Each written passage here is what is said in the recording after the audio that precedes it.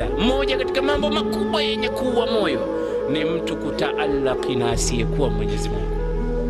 Sasa tulikuwa hapa sote tutizame nani kaumiliki moyo wako kwanza. Ni nani? Kila mmoja tajijibu mwenyewe, kwa sababu bali insanu ala nafsihi basira.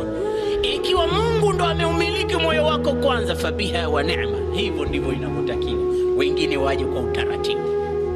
Lakini mwata mie bwana, mke wangu kaumiliki kweli kweli moyo.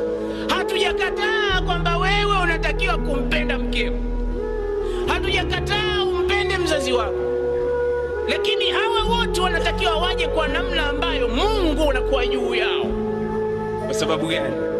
La ta'ata li makhluqin fi ma'siyati al-khaliq. Hii ni policy ambayo ni dhahabia.